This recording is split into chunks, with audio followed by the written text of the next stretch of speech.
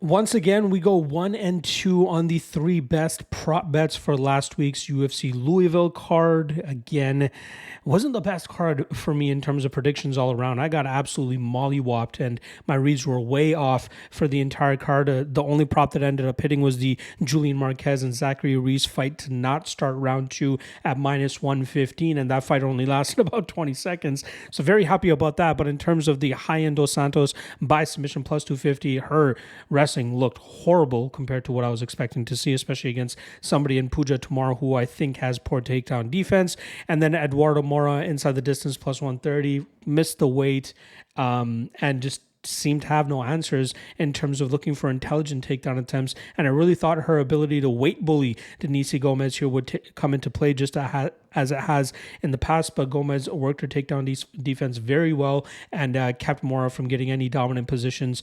And yeah, we have to rip up that ticket as well. So 1-2 on the three best prop bets. The long shot does not end up coming through as Andrea Lee by submission +850 does not end up hitting here. I was very impressed with the improvements from the striking that we saw from De La Rosa, which I believe was the difference maker in that fight for Lee to end up losing that rematch there.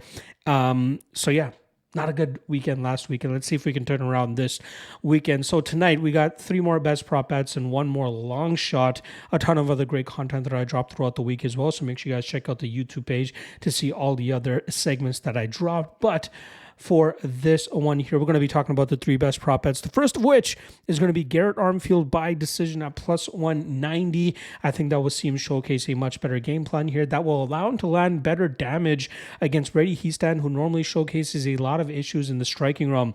You see him a little bit hesitant. You see him a little bit apprehensive, uncomfortable when he's in the striking realm. He's really looking to take fights to the ground. But I think that we've seen Armfield showcase good enough takedown defense and an ability to stay out of bad positions to keep this fight upright and then utilize that striking advantage. We know Hiestand is very durable. We saw Bakary land a huge amount of shots on him and was unable to pull him away. But I think that we'll see Armfield land consistently enough here and then end up winning this fight on the scorecards with Hiestand's durability showcasing once again. So +190 on the Armfield by decision. Now, the second best prop bet is going to be a stablemate, Miles Johns by decision at +150. Now, it's not often that you see Johns finish people. He does have big power in his hands, so it's possible that he can do that. But I think that we'll see him utilize a solid all-around game plan here to really nullify the early danger that Deandrade normally presents.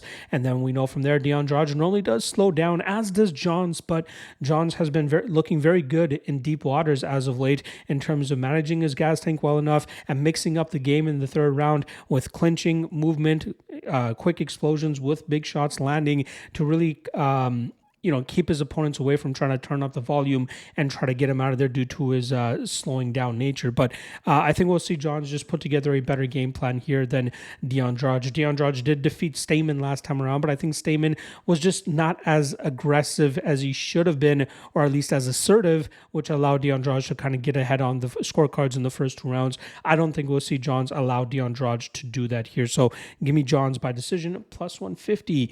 And the final best prop bet here that I'm going to give to you guys is going to be Alex Perez inside the distance at +330.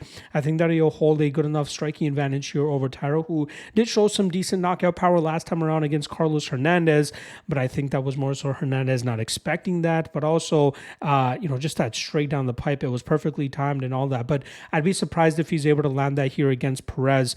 I think we'll see Perez chop away at the leg of Tyro to slow him down, just as we've seen Perez do to another BJJ specialist several years back against Jussier Formiga, and it wouldn't surprise me if we see Perez try to utilize that here once again and then showcase his hands, which we've been seeing in recent fights. So I think we see Perez really touch up Tyra, cause him to be uncomfortable, make some mistakes, and then Perez gets to really let loose on the feet and eventually find that finish. So give me Perez inside the distance +330.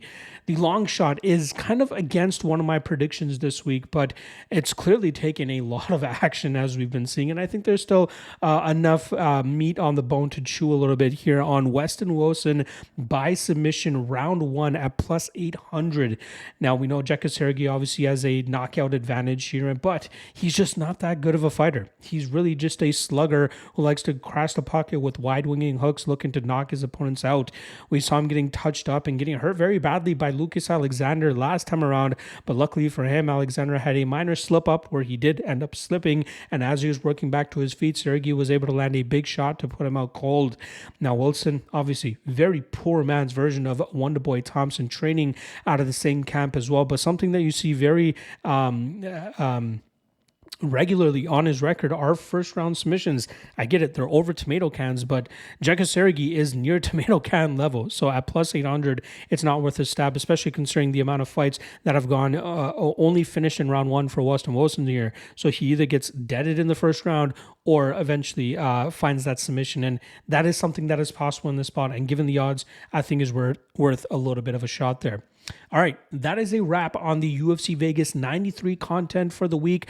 I will be back after the fights wrap up to give you guys an immediate reaction and show off the props and odds that did end up hitting, so you guys can see where you might have strayed a little bit, or you can gloat in the comment section about the props that you ended up hitting.